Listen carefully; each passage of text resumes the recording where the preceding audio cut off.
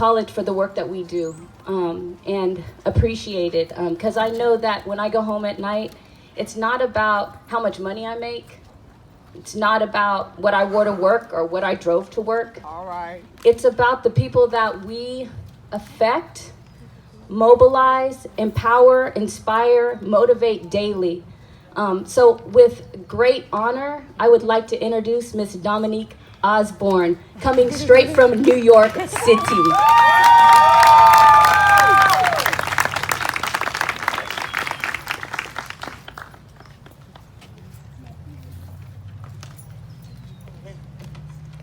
Good morning, good morning, good morning. Good morning. Okay.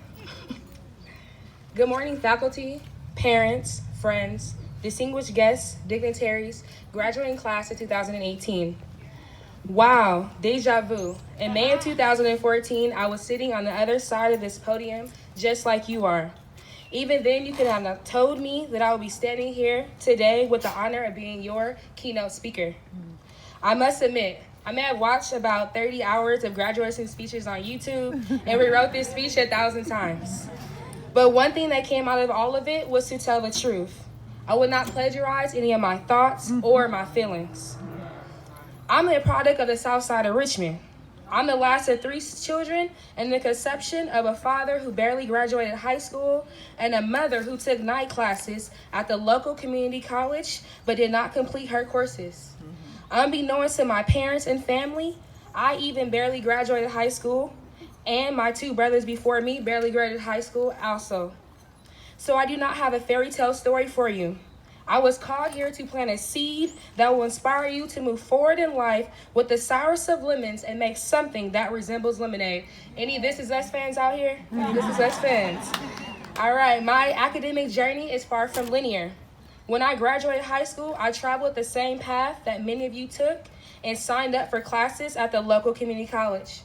I attempted a few courses, but once I found out about refund checks, I planned to finesse the system. I took the required number of classes. I waited for the refund check to deposit into my account. Then I would drop or withdraw the courses. I know none of you guys have done that, so this is just my part of my story. I'm not proud to say that, but the truth is I fell prey to this pattern. This continued with me to 3 different community colleges over 5 years, and I'm still paying for it today. Later, I heard of a program called the AmeriCorps program that offered to pay me to teach computer classes to underprivileged youth in Southern California. That's where my life turned 180 degrees. Tutoring high school students and preaching to them about the importance of education, going to college, getting out of their drug-infested, violence-saturated neighborhoods made me realize I was not living by the wise words of Migos. Walk it like you talk it, walk it like you talk it. Those motivational speeches inspired me to take my own advice, my own words of wisdom, and I returned to college to finish what I started. This time, I hope it will be with a new purpose, a new direction, and not just waiting for that check. All right.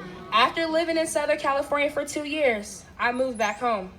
Once living on my own, now I was back at a place I started, living with my mom, eating out of my dad's hands, hanging out with compliancy and depression.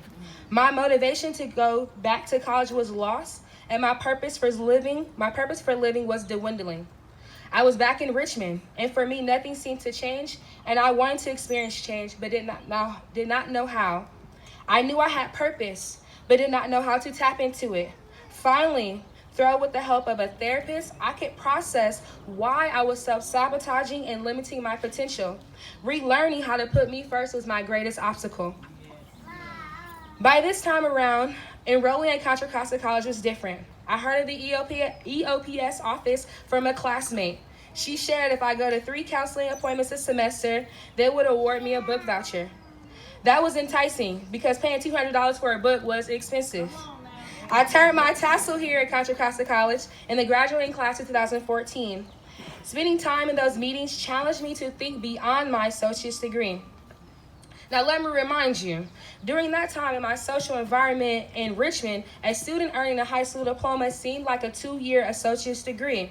A 2-year associate's degree seemed equivalent to a 4-year bachelor's degree. With that mindset, me applying to a 4-year school did not seem appealing because it was a little intimidating that I may embark on something my parents nor my older brothers had accomplished.